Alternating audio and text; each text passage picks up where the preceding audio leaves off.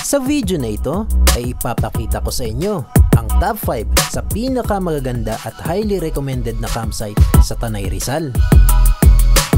Kahit sa Tagaytay na ako nakatira, kapag gusto ko mag-camping ay dinadayo ko pa rin ang Tanay Rizal. Bukod tangi nga ang lugar na ito dahil sa pamoso nitong Sea of Clouds at napakalawak na kabundukan. Makikita nyo dito ang view ng Sierra Madre at ang sikat na Treasure Mountain. Perfect ng location para mag-camping, solo ka man, kasama ang pamilya o ang barkada. Simulan na tayo! Welcome to Ridges and Clouds mga kompanyeros. Kung kayo ay couple o small group at naghahanap kayo ng mid to high end campsite sa Tanay Rizal, ay dito na kayo sa Ridges and Clouds Nature Camp. Matatagpuan ito sa Barangay Cuyambay, Tanay Rizal. Mula sa Marilaki Highway ay around 1 km lang via Maysawa Road at mararating nyo na ang campsite na ito. For day tour, may entrance fee sila na 200 pesos for 7 years old and above at 100 pesos naman for kids 5 to 6 years old. Sa entrance fee na yan ay ma-enjoy nyo na ang napakagandang view ng kanilang campsite facing the mountain of Sierra Madre. Ang campsite na ito ay recommended sa mga tourist na glamping ang trip. Meron silang iba't ibang kubo accommodations na inspired by Ifugao houses. It ranges from 2,500 to 5,000 pesos na good for 2 packs. Kung overnight camping naman ang trip nyo ay pwede kayo mag-pitch ng tent for 1,600 pesos with free breakfast. But don't forget to bring your own tent ha, dahil hindi kasama ang tent sa package at wala silang tent for rent dito. Other amenities, meron silang kawa bath, at meron din silang pool na wala nga lang tubig during my visit. Isa sa nagustuhan ko sa campsite na ito ay ang kanilang cafe restaurant. Maraming option for Filipino dishes. At talaga namang mapapasarap ang kain dahil sa perfect view ng Sierra Madre habang kayo ay naka-dine in. Open ito from 7 AM to 8 PM. Para sa iba pang mga rates at fees, ilalagay ko na lang sa description para ma-update ko from time to time. Overall, masasabi kong for camping experience ay medyo pricey ang campsite na ito. Pero sulit naman dahil sa lahat ng campsite sa ating list ay ang Ridges and Clouds ang pinaka high-end when it comes to campsite facilities. Drive naman tayo papunta sa Rainbow 89 Eco Park.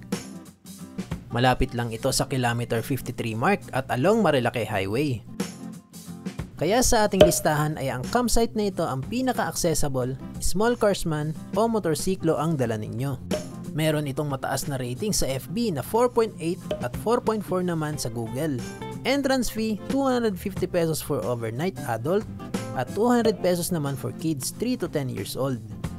For day tour naman ay 100 pesos for adult at 80 pesos for kids. Ang highlight sa campsite na ito ay ang view ng Sierra Madre at Laguna de Bay. Meron din silang giant statue ni Jesus at Mama Mary. Sinamahan pa yan ng maraming joyful amenities kaya naman pasok ito sa aking listahan. Ang campsite na ito ay may malawak na camping ground na pwede kayong mag-pitch ng tent for only 150 pesos kung may dala kayong sariling tent. At 350 hanggang 550 pesos naman kung magre-rent kayo depende sa laki. Extra challenge nga pala bago nyo marating ang kanilang campsite proper. Dahil kailangan nyo lang naman akyatin ang 365 steps na hagdan na ito. In my case, hindi ko na itinuloy dahil andyan naman si drone. Meron din silang iba't ibang kubo accommodations that ranges from 1,500 to 3,500 depende sa size and features. Sa halagang 50 pesos naman ay pwede na kayong magmala Spider-Man sa kanilang giant spider web. Other amenities, pwede rin kayong magkawa bath, billiard, at meron din silang pool, kaya naman talaga mag-enjoy pati ang mga chikiting dahil hindi kayo maubusan ng activity sa campsite na ito. Don't worry kung wala kayong dalang pagkain dahil meron silang restaurant na open from 6 AM to 10 PM at nagsaserve ng mga silog meals. When it comes to beverages, maraming option from hot to cold drinks pero marerecommend ko na subukan nyo ang kanilang fruit soda. Yummy! Para sa akin top 3 ay lipat naman tayo sa Dagat-Dagatan Campsite. Ang campsite na ito ay matatagpuan sa Barangay Cuyambay, Tanay Rizal.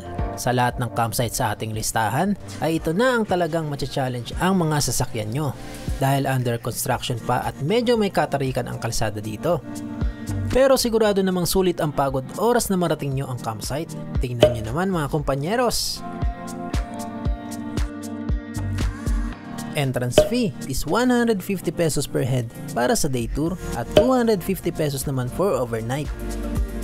Kids from 1 to 5 years old ay 50 pesos. Pwede kayong mag-pitch ng tent sa napakalawak nilang camping ground at may available rin naman na tent for rent kung sakaling wala kayong dala. Para sa kubo accommodations ay meron silang 4 options. From small kubo to big kubo na kaya mag-accommodate up to 15 people. Meron din silang restaurant na nagsuserve ng walang katapusang silog meals.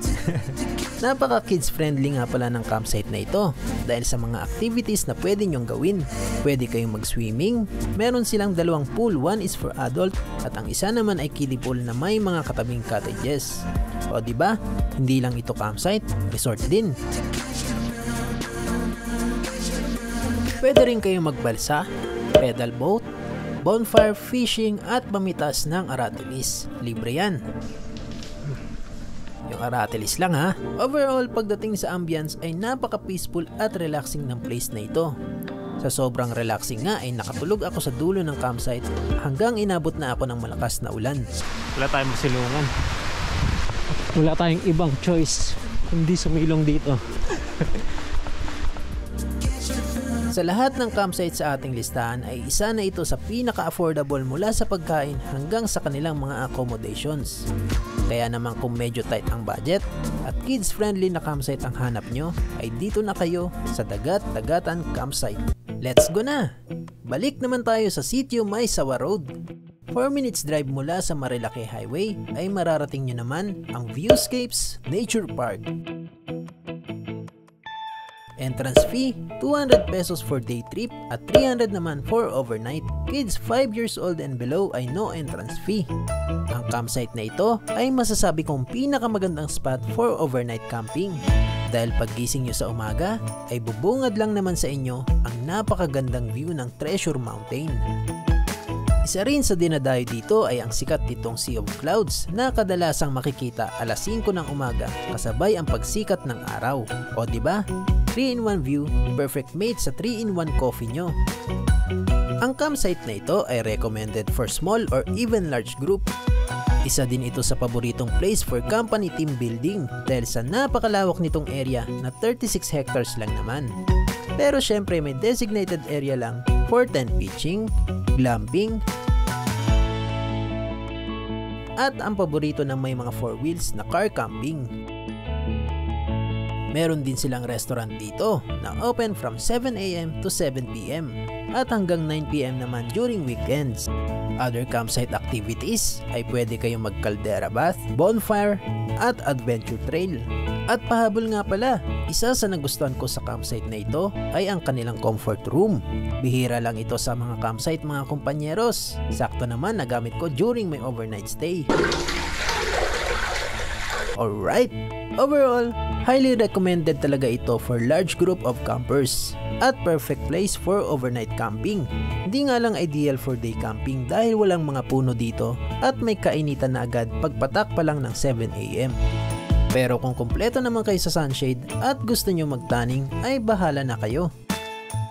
Kung gusto nyo palang makita ang full video ng aking pag-visit sa mga campsite na ito, ay make sure to subscribe to my channel and click the bell na rin para ma-notify kayo once ma-upload ko na ang full video. Punta na tayo sa number 1 sa aking list. Welcome to Lambingan Hills Campsite. Ang campsite na parang dedicated talaga para sa mga magsing-irog. Obvious naman sa pangalan, di ba? At sinuportahan naman ang kanilang campsite design na ang theme ay parang laging Valentine's Day. Kaya naman pati sa mga shower room ay may paalala na ganito. Parang laging may crime scene na. Sa Facebook page nila ay may 4.5 na rating at impressive na 4.7 star naman mula sa Google. Ang campsite na ito ay 6 minutes drive lang mula sa Marilake.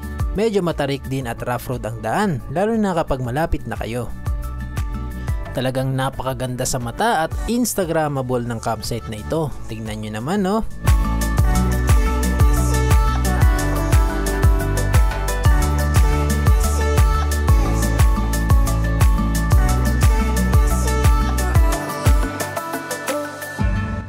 Entrance fee, 100 pesos for adult at 50 pesos naman for kids kapag day tour. Kapag overnight naman ay 200 pesos for adult at 100 pesos for kids. Isa sa nagustuhan ko sa campsite na ito ay mura lang mag-pitch ng tent. Napakalawak rin ng kanilang camping ground kaya hindi kayo maubusan ng pwesto.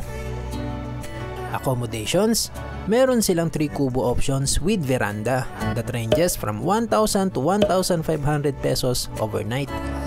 Kaya na niyang i-accommodate ang hanggang 8 katao. Napakamura, di ba? Meron din silang triangle room na recommended for couple. At cottage na good for 5 to 6 packs na. Other activities ay pwede kayong mag-bonfire, swimming, at fishing. Pero para sa akin, ang panalo talaga sa campsite na ito ay ang napakaraming makukulay na iba't ibang halaman. Kaya naman halos sa lahat ng sulok ng campsite ay talagang Instagrammable.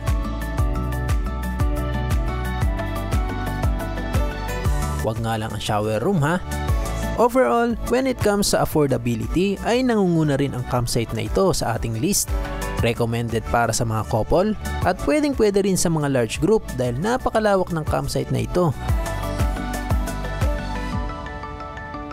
Agree ba kayo sa aking list? Kung may recommendation din kayo ay paki-comment naman sa baba para maisama ko sa aking future itinerary. Kung nagustuhan nyo ang video na ito ay paki-like naman at subscribe na rin kayo para lagi kayong updated sa aking mga future videos. Hanggang sa muli, ako ang inyong kumpanyeros. Adios kumpanyeros!